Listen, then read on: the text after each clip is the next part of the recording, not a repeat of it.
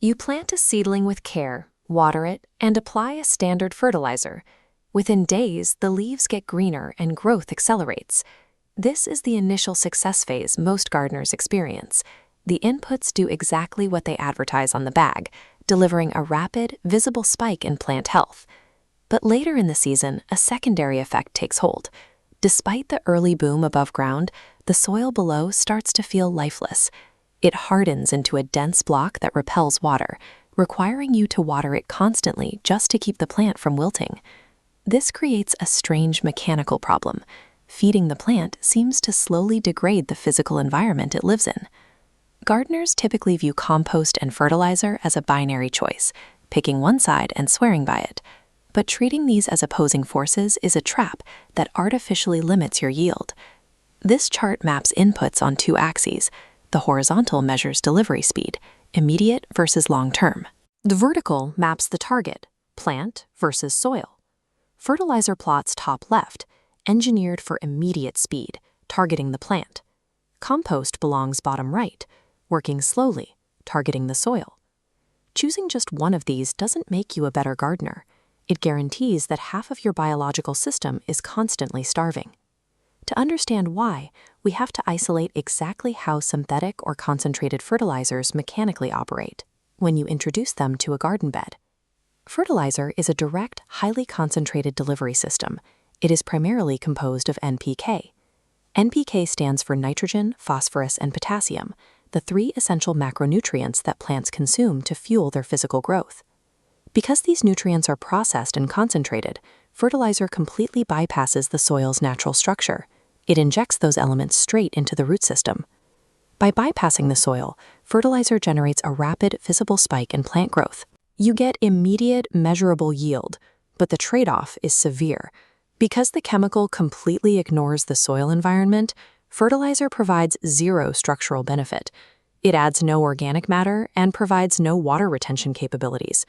Over a single season, the neglected soil degrades. It turns into dry, compacted earth that actively starts repelling water when it rains.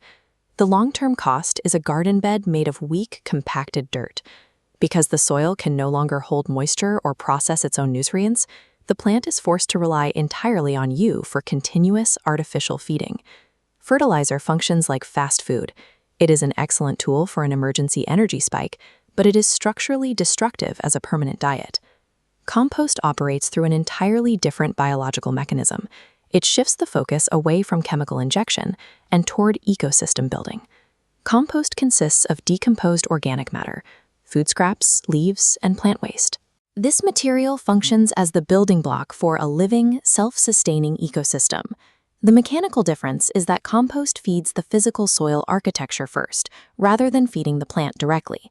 Adding this organic matter physically separates heavy dirt particles. This improves the soil structure so roots can push deeper, and acts like a sponge, increasing the ground's ability to retain moisture. Most importantly, compost fosters beneficial microbes. Microbes are microscopic organisms, like bacteria and fungi, that digest complex organic matter and naturally release a steady drip of nutrients to the roots over time. The trade-off of this biological process is speed. Ecosystem building is inherently slow. Compost cannot instantly save a plant that is actively starving or experiencing an acute deficiency. This matrix compares the two inputs directly, isolating their strengths and weaknesses. The primary target for fertilizer is the plant, while compost targets Cuba. We see an inverse relationship. Fast delivery speed yields zero structural benefit. Slow delivery speed yields high structural benefit. This reveals the functional disconnect in modern gardening. Relying solely on fertilizer creates high short-term yields, but degrades the system's infrastructure. To keep those yields up, you have to apply more water and labor every single year. Treating an ecosystem building tool and an acute treatment tool as competitors rather than partners guarantees a fragile garden. The optimal strategy requires abandoning tribal allegiances to one method or the other. Instead, layer both inputs to build a single, highly optimized gardening protocol. Step 1 of the hybrid protocol is establishing the permanent base layer of the garden. For the time-poor gardener, shift your initial seasonal budget and physical effort away from early chemical feeding. Instead, apply a thick layer of compost before planting anything. This base layer provides a measurable return on investment.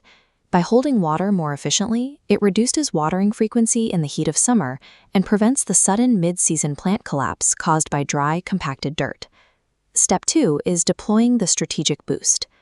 Under this new system, you deploy fertilizer strictly when plants show specific nutrient deficiencies, like yellowing leaves, or when they need a deliberate push to produce heavy fruit.